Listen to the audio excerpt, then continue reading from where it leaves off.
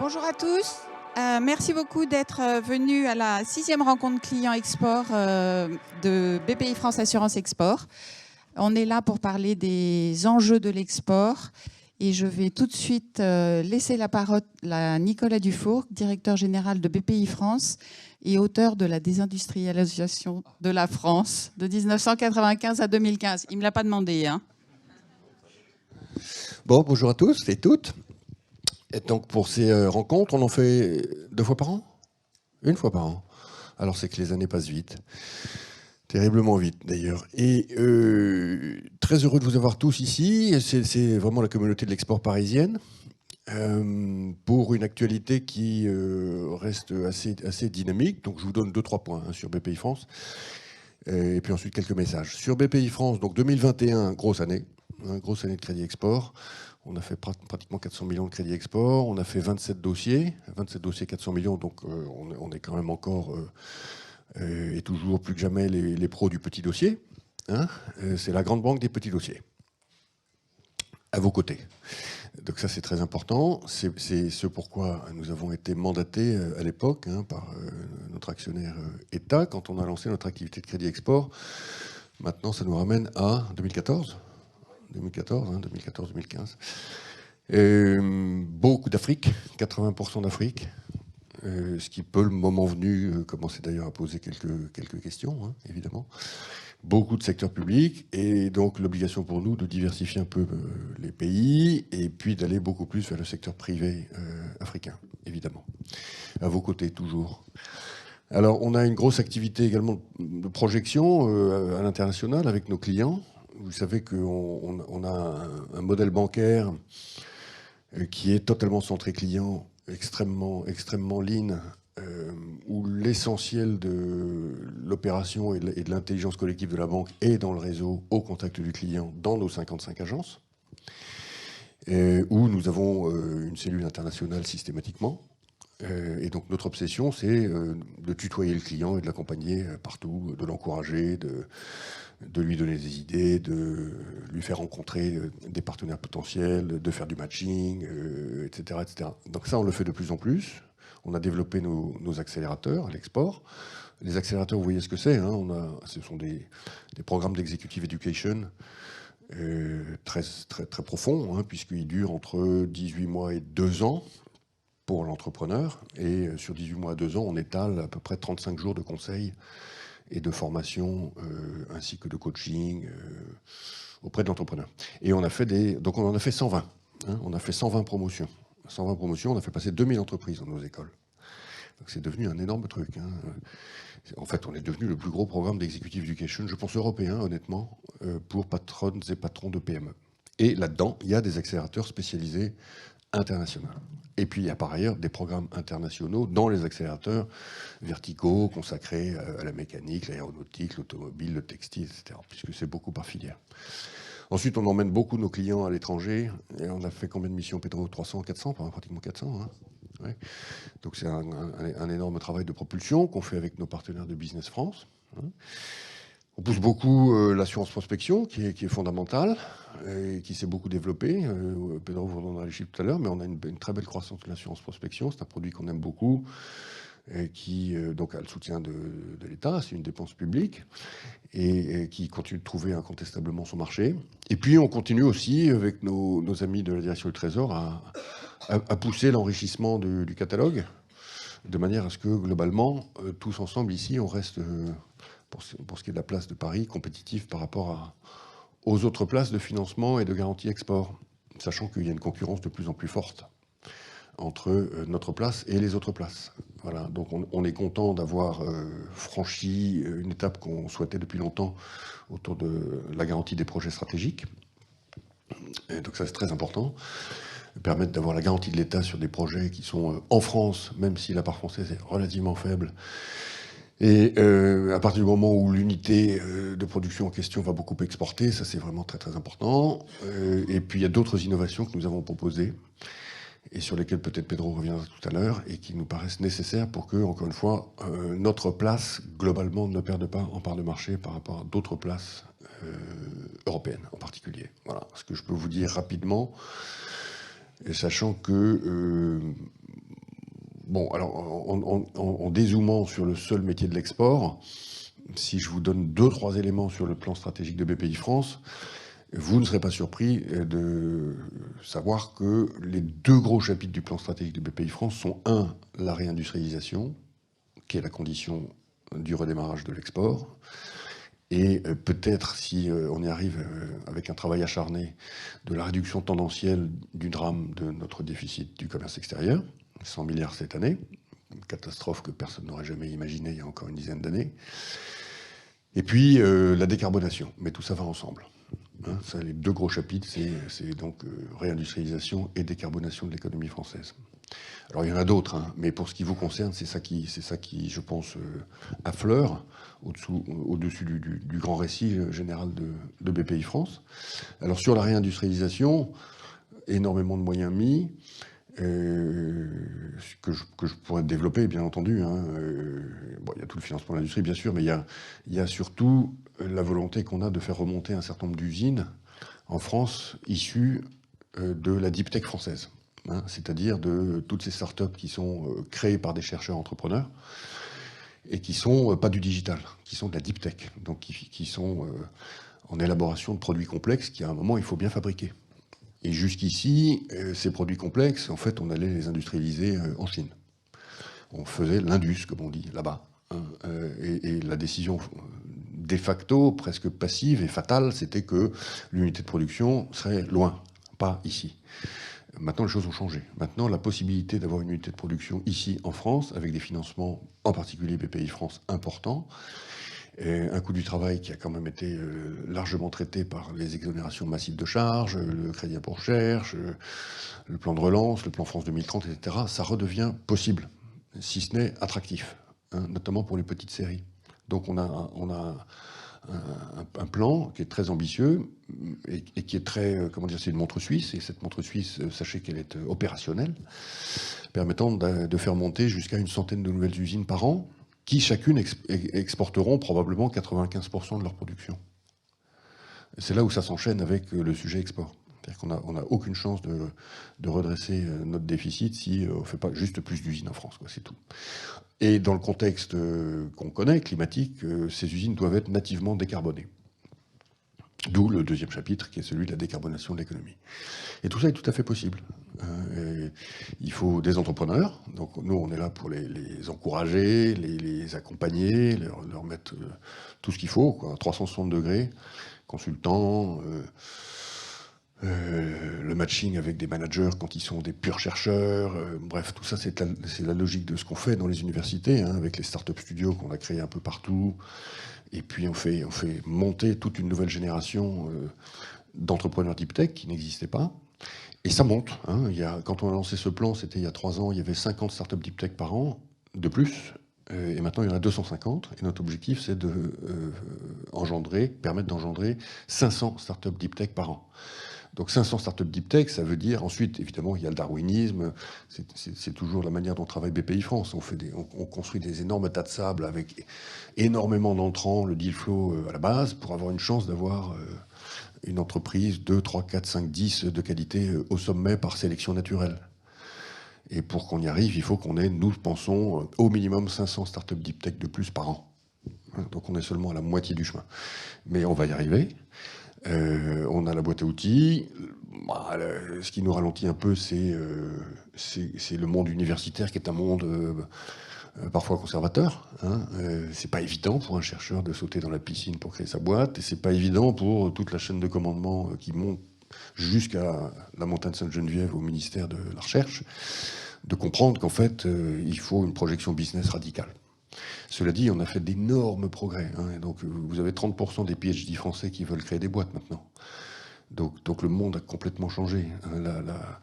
On assiste sous nos yeux à un renversement culturel dans l'université française qui est extrêmement prometteur. Ensuite, il faut que le transfert de techno se fasse vite, il faut que les juristes des universités soient hyper marchands, beaucoup plus que simplement gendarmes. Donc il y a beaucoup de choses à dénouer, mais on est en train de le faire. Hein. Et si on fait nos 500 startups deep tech par an, eh ben on va avoir pas mal de startups industrielles. Hein. toutes ces nouvelles unités. Vous avez connu de Vialet, vous avez connu des boîtes comme, peut-être vous ne connaissez pas, mais Aledia, je sais pas moi, Insect, Innovafeed dans les aliments pour les aliments à base d'insectes, hein, pour les animaux. Enfin bon, il y a énormément de choses. Il y a un écosystème énorme qui est en train de monter, et ils exporteront 95%. C'est ça la bonne nouvelle, hein. C'est pour vous dire que nous, on prend le sujet de manière totalement holistique, en essayant de mettre nos empreintes digitales partout dans ce qu'on observe, hein, c'est-à-dire tout ce qu'il faut avoir fait pour que les volumes commencent à remonter à l'export. Je laisse sous silence, je passe sous silence le fait que par ailleurs, dans le plan France 2030, il y a d'énormes blocs d'argent public qui vont permettre de faire remonter des cathédrales industrielles qui elles-mêmes exporteront 95%.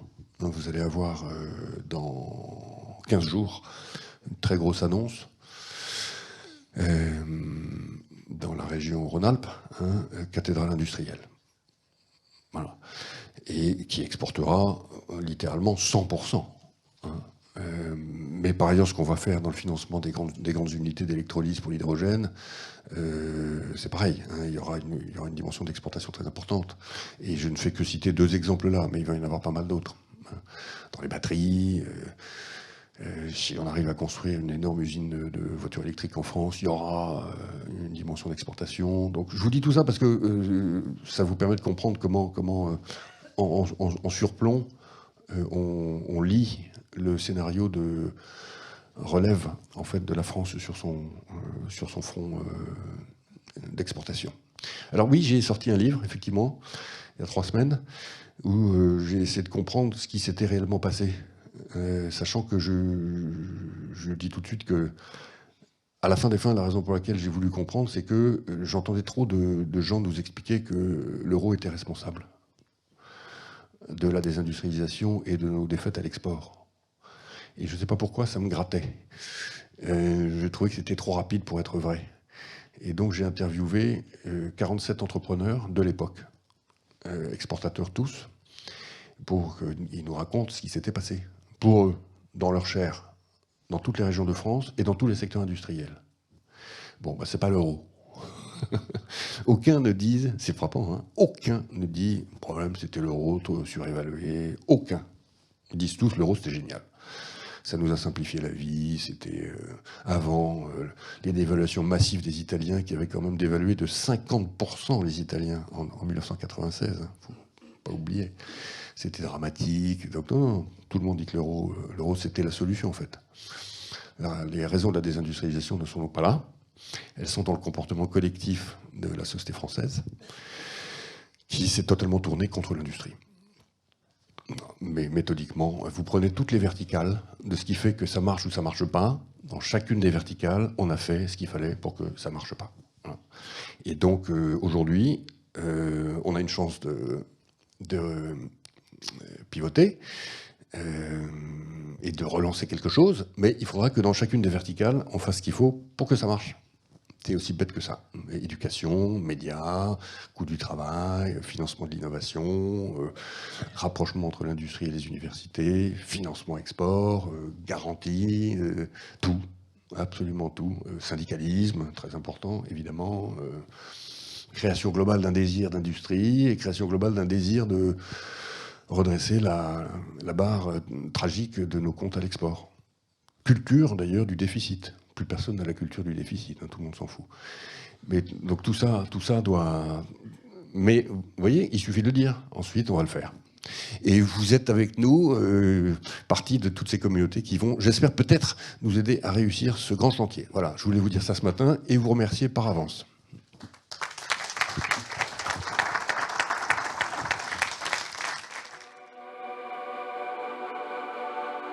Tu voulais... Tu as 2 minutes pour si jamais il y a des questions. Si vous voulez, j'ai même 5 minutes. Ok. Est-ce qu'il y a quelques questions dans la salle? Il faut attendre un peu pour aller à la FNAC parce qu'il paraît qu'il est en rupture de stock. Non, c'est fini. Ça y est. Okay. Non, ils en auraient imprimé 10 000. Est-ce que quelqu'un a une question à poser à Nicolas? Ou à Pedro, hein, ou à Paul. Pedro et Paul, ils arrivent juste derrière. Oui, Pedro. Paul a une question. Non, peut-être sur les verticales. Ouais. Vous avez parlé de l'université. Ouais. C'est quoi les verticales qui restent à traiter et sur lesquelles on est encore en retard? Bah, il y en a une. Il y en a une très importante, hein, c'est on va dire tout le maillage, le tissu local, très contrasté, hein, donc je ne fais pas de jugement général, des administrations territoriales. Voilà. Donc ça, il y a eu un rapport qui était le rapport Kasbarian, il y a un deuxième rapport qui est le rapport Guyot, il y a un troisième rapport qui a été commandé dans le courant du mois de décembre par l'État sur la simplification des procédures pour les industriels. Voilà. Le sujet, il est là, hein. L'administration, elle est gendarme.